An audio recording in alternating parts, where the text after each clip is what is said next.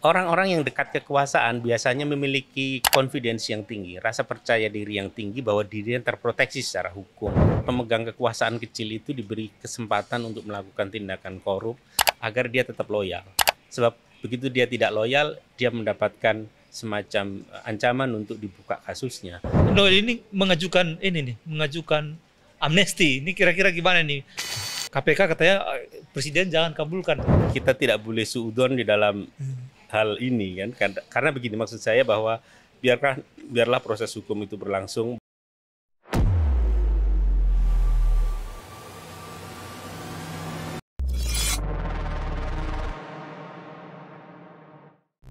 Video ini dibuat bukan untuk menyudutkan siapapun, serta diolah berdasarkan fakta dan data. Jika ada yang merasa tersudutkan, silakan tonton kembali videonya dengan seksama. Kita bertemu lagi di Lambe Politik, akan membahas seputar kebijakan dan pendapat publik tentang kebijakan pemerintahan. Sekarang kita akan berbincang, saya Ken Norton Tasoid bersama Bung Ali. Gimana kabar Bung Ali? Kabar baik, Bung Norton. Apa yang rame nih di netizen? Nah, kita tahu kemarin Presiden Prabowo memberi penghargaan tanda jasa. Ada 141 orang. Mestinya ini rame ya, karena tokoh-tokoh penting diberikan penghargaan, walaupun ada silang pendapat lah. Apakah ini yang layak atau tidak, atau seperti apa gitu ya. Memang yang paling penting argumentasinya ya, kenapa diberikan. Anehnya, di kalangan warganet ini, justru yang dilihat yang soal punishment-nya nih, Noel ini menjadi sorotan publik terkait dengan dugaan kasus korupsi di Kemenaker. Wamenaker ini menjadi sorotan. Ini kenapa hal-hal yang baik tidak menjadi perbincangan dan tidak ramai di media sosial? Justru hal-hal yang ya ini kan negatif sebenarnya ya, negatif. Apakah ini karena bad news is good news? Dan seperti apa nih Bung Ali? Betul, bahwa publik kan selalu suka dengan hal-hal seperti itu ya. Bad news is good news. Good news dalam pengertian bahwa itu menjadi santapan yang menarik perhatian. Tetapi soal penghargaan itu kan juga menjadi bagian yang menjadi perbincangan publik. Kalau kita lihat penghargaan atau tanda jasa seperti itu kan memang secara normatif itu hak prerogatif presiden, seperti di dalam pasal 15 Undang-Undang Dasar 45 yang kemudian diatur di dalam undang-undang. Tetapi yang kemudian menjadi persoalan adalah transparansi tentang kriteria. Memang ada satu dewan ya, dewan jasa atau tanda jasa segala macam yang kemudian menyeleksi kriteria-kriteria itu. Tetapi lagi-lagi transparansinya menjadi tidak terlalu jelas sehingga kemudian publik bertanya-tanya kenapa dia, kenapa bukan dia dan segala macam, dan itulah yang terjadi. Nah, pada saat yang sama juga kemudian orang lebih concern terhadap kasus yang terjadi pada, kita tahu bahwa penghargaan itu ada sejumlah menteri dan pada saat yang sama juga ada wakil menteri yang terkena OTT dan menjadi tersangka. Jadi disitulah kemudian orang tidak lagi peduli dengan penghargaan yang secara substantif, barangkali mungkin mereka berpikir apa-apaan sih ini gitu. Apa sih yang membuat mereka dihargain, itu tidak terlalu dipublish secara lebih terbuka, sehingga kemudian yang terbuka adalah apa yang ada di dalam atau case yang terjadi pada kasus Noel yang kemudian menjadi perhatian publik begitu kan. Tapi setidaknya kan ada tokoh-tokoh penting dan ya menurut saya sih layak untuk menerima penghargaan itu. Atau setidaknya catatan Bung Ali yang paling layak dan sudah diberikan saat ini penghargaan itu siapa Bung Ali? Saya kira ada 141 nama, itu nama yang sangat banyak, dan kemudian publik kan kemudian memberikan semacam penilaiannya masing-masing ya. Dalam pengertian begini, bagaimana Dewan Tanda Jasa itu memberikan kriteria-kriteria sehingga kemudian ketemu 141 nama itu yang kemudian orang lebih persoalkan daripada kemudian harus name by name ya, satu persatu orang, karena tentu dari 141 nama itu ada yang layak dan kemudian ada yang dipertanyakan pada publik, khususnya adalah anggota-anggota kabinet, circle-circle politik yang dekat dengan presiden gitu. Karena kalau kita lihat makna simbolik dari pemberian penghargaan seperti ini adalah presiden ingin menegaskan bahwa orang ini legitimate, orang ini cukup capable untuk berada di dalam posisinya masing-masing. Yang kedua, kalau kita bicara soal tanda jasa, sesungguhnya adalah dia ingin memberikan satu penghargaan atau apresiasi terhadap orang dengan jasa yang luar biasa. Ya. Nah, kriteria jasa yang luar biasa itulah yang kemudian dipersoalkan publik. Karena lagi-lagi seperti saya bilang bahwa kriterianya tidak terbuka secara luas gitu ya. Yang itu mungkin diproses oleh sebuah dewan tanda jasa yang barangkali juga unsur subjektivitasnya sangat tinggi. Tapi yang jauh lebih orang kemudian persoalkan adalah ada unsur-unsur politis misalnya, ada dugaan unsur politis di dalamnya, karena di situ kemudian ada semacam proses pemberian legitimasi pada seseorang yang diberi penghargaan itu untuk memang dia ditasbihkan untuk berjasa seperti itu. Dan ya, tapi kan seperti tokoh pers misalnya Mokhtar Lubis ya, itu mendapat penghargaan. Dan di eranya dia nggak mendapat penghargaan, tapi memang benar-benar berjasa di bidang pers ya. Betul. Dan dia dari kecil, dari mudanya sudah turut memperjuangkan kemerdekaan. Bahkan Indonesia Raya harian yang didirikannya kritis dan juga melakukan investigasi, walaupun dibredel bangkit lagi gitu ya. Artinya kan sangat layak ya, sangat layak menerima penghargaan itu. Sangat layak. Dan ada juga salah satu tokoh pers juga, Atma Kusuma Astra-Atmaja, yang juga pernah jadi Dewan Pers, Ketua Dewan Pers, dan punya jasa di bidang pers, termasuk dalam narasi yang disampaikan juga turut berperan penting dalam lahirnya Undang-Undang Pers tahun 99 gitu ya. Artinya ini kan tokoh-tokoh penting. Nah, tapi bagaimana pendapat Bung Ali ketika di jajaran ini ada tokoh-tokoh yang orang baru gitu ya, orang baru dan sejajar dengan mereka. Bahkan ada publik berpendapat Atma Kusuma ini kan layaknya bintang Mahaputra bukan Nararia gitu ya. Nah seperti itu. Tapi ada juga yang bintang Mahaputra baru dikenal ada dalam kabinet jadi sorotan publik. Gimana Bung Ali? Itu yang tadi saya bilang bahwa publik memang cenderung untuk meng-highlight orang-orang atau banyak orang yang barangkali tidak terlalu layak untuk ada di situ. Sementara terhadap orang-orang seperti Mokhtar Lubis, Atma Kusuma yang orang-orang memang capable. Barangkali kalau kita bicara publik hari ini yang didominasi oleh orang-orang dengan usia milenial, Gen Z atau Gen X, barangkali tidak terlalu mengenal sosok-sosok ini secara familiar gitu. Nah, itulah yang kemudian tidak dijelaskan dari awal siapa sesungguhnya mereka dan apa kemudian jasa besar yang mereka berikan kepada Indonesia. Nah, ini juga menyangkut soal kemampuan komunikasi dari istana untuk menjelaskan siapa mereka. Lebih dari itu adalah soal bagaimana Dewan Tanda Jasa ini kemudian mempublis siapa mereka yang sesungguhnya. Yang orang kemudian highlight adalah tokoh-tokoh semacam orang-orang kabinet, seperti orang-orang DPR juga, Puan, AHY, ya kan, seperti Dasko dan segala macam. Itu yang ada di dalam memori publik hari ini, sehingga kemudian tanda jasa seperti itu kemudian menjadi dipertanyakan apakah ini representatif atau sudah terjadi apa yang disebut dengan inflasi tanda jasa, sehingga kemudian makna simboliknya menjadi berkurang.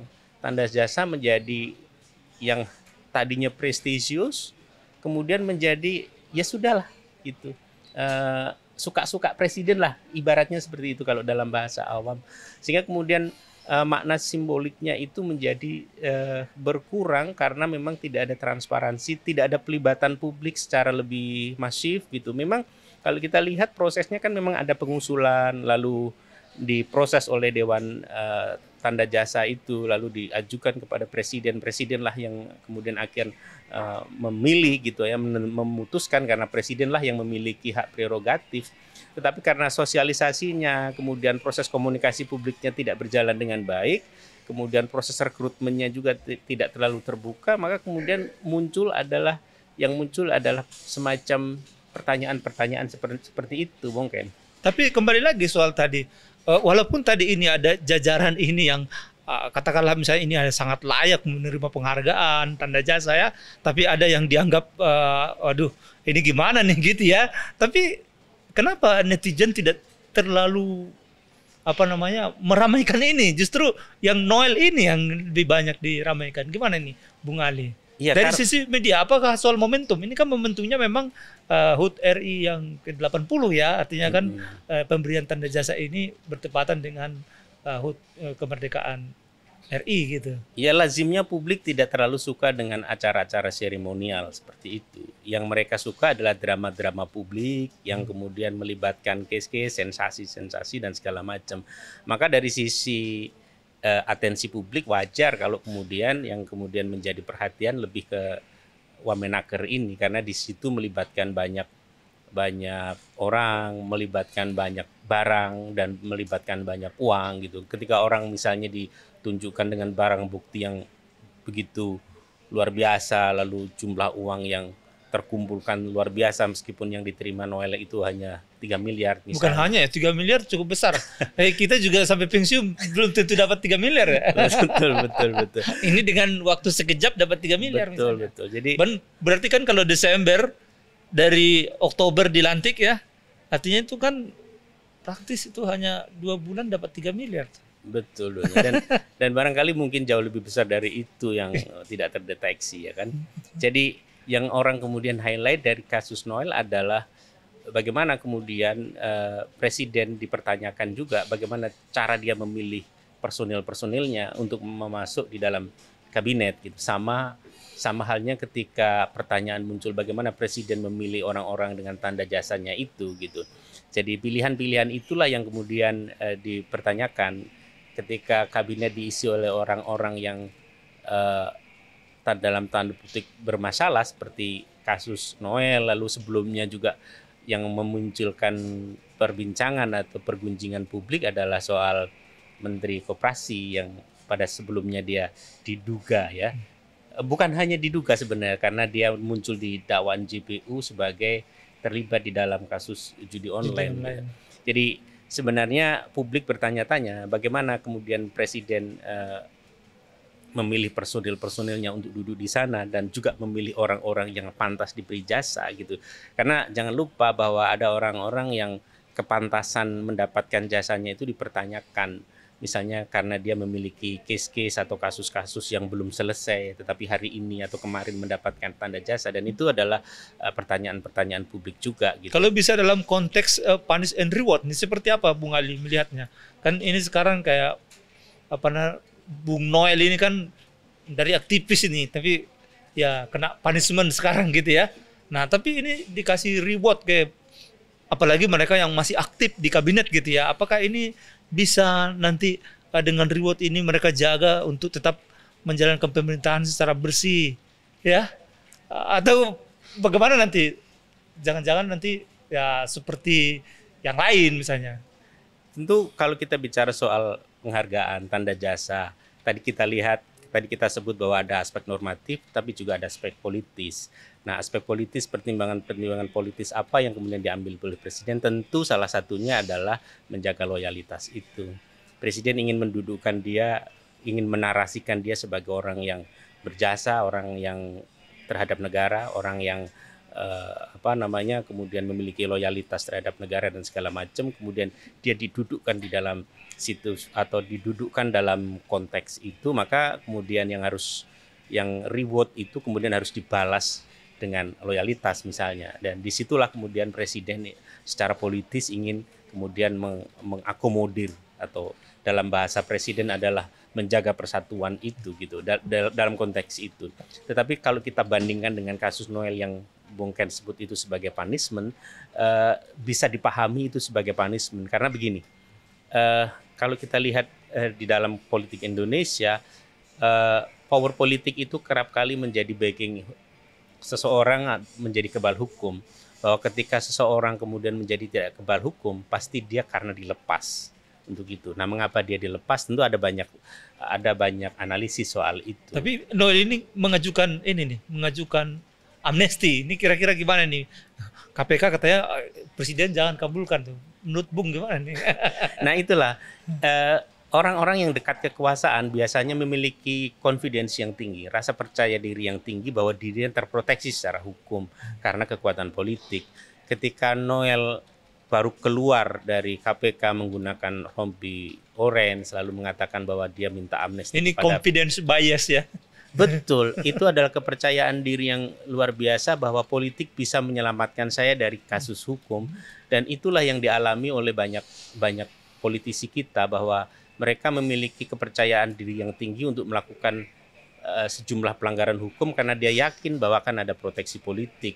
Artinya khusus untuk yang masih aktif, penghargaan ini apapun itu ya, bintang Mahaputra apapun itu gitu ya, tidak boleh jadi overconfidence ya. Artinya sangat mungkin juga kena gitu ya. Sangat mungkin karena begini, di dalam politik seperti di Indonesia, korupsi itu seringkali menjadi sandera untuk loyalitas. Jadi ada situasi di mana pemegang kekuasaan tertinggi itu membiarkan orang-orang di sekitarnya melakukan korupsi untuk menjaga loyalitas. Karena apa? Begitu dia melakukan disloyalitas, dia tidak lagi loyal, maka kemudian instrumen itu yang kemudian dipakai untuk melakukan ancaman misalnya. Dan itu kerap kali terjadi, bukan hanya di Indonesia, di dalam praktek banyak negara berkembang, penguasa tertinggi sengaja melakukan itu untuk menjaga loyalitas. Belum lagi terkena sistem ya, ketika masuk dalam sistem, mau tidak mau atau kalau dia tidak hati-hati, bisa langsung masuk dalam cengkeraman korupsi. Betul. Bahwa begini, bahwa ada situasi di mana orang pemegang kekuasaan kecil itu diberi kesempatan untuk melakukan tindakan korup agar dia tetap loyal. Sebab begitu dia tidak loyal, dia mendapatkan semacam ancaman untuk dibuka kasusnya. Yang kedua, seringkali pembiaran terhadap korupsi itu menjaga kohesivitas lingkaran kekuasaan. Sebab begitu ditegakkan setegak-tegaknya, maka yang terjadi adalah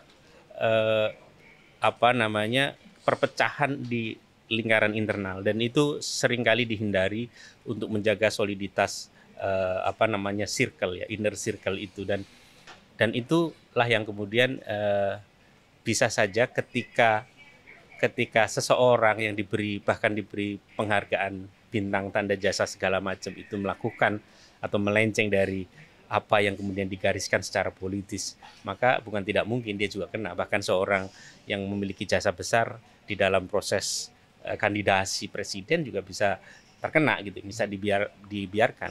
Kita barangkali bertanya, mengapa orang seperti Noel bisa kena, sedangkan orang seperti Budi Ari misalnya yang jelas-jelas tertera dalam dakwaan itu kemudian dibiarkan. Tentu ini ada kalkulasi politik barangkali yang backgroundnya sama-sama dari relawan ya. Dari Lewan dan dari Jokowi gitu kan. Iya. yang satu Projo, yang satu Joman. Iya. Yang sudah berubah menjadi Prabowoman ya gitu ya. Iya, jadi ada kalkulasi politik tertentu. Tapi kan kita tidak boleh suudon di dalam hal ini kan. Karena begini, maksud saya bahwa biarlah proses hukum itu berlangsung, bahwa kita melakukan analisa politik is okay gitu. Tapi secara teoritik itu kerap terjadi. Ya, dan kita sudah lihat dua fakta ini. Satu, pemberian penghargaan tanda jasa oleh Presiden, seremonial dan acaranya diagendakan ya. Dan satu lagi kasus Noel, mantan wakil Menteri Ketenagakerjaan yang ditangkap oleh KPK dalam proses OTT ya, dan sudah ditetapkan sebagai tersangka. Nah, sekarang di era sekarang ini kan social media trial katanya kan, artinya warganet lah yang memberi penghukuman walaupun proses hukum belum jalan. Nah, kita sudah lihat sendiri nih ketimpangan ini. Seperti apa sih komunikasi politik yang mestinya dibangun supaya publik itu tetap percaya dan bisa mempercayai apa yang dilakukan Presiden Prabowo ini?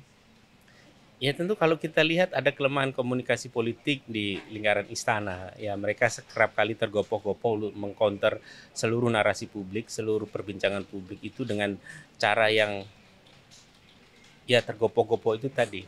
Tidak ada perencanaan komunikasi yang intens, yang dari awal kemudian sudah dikomunikasikan secara baik. Nah karena itu ya barangkali presiden atau lingkaran istana perlu mendandani seluruh aspek komunikasi politik itu agar apa yang kemudian dilakukan oleh presiden itu bisa ditangkap secara baik, secara clear oleh netizen. Karena hari-hari ini netizen itu memiliki sumber-sumber referensi yang sangat tidak terbatas. mereka bisa mendapatkan sumber referensi dari manapun, dan karena itu ini tantangan besar kan bagi komunikasi publik di lingkaran istana. Gitu. Dan sudah saatnya bergeser ya dari satu arah dengan komunikasi yang engagement melibatkan masyarakat ya, publik ya. Betul. Saya kira perbincangan kita semakin hangat terus ya, dan karena itu kita akan bahas isu-isu publik lainnya di Lambe Politik berikutnya. Terima kasih.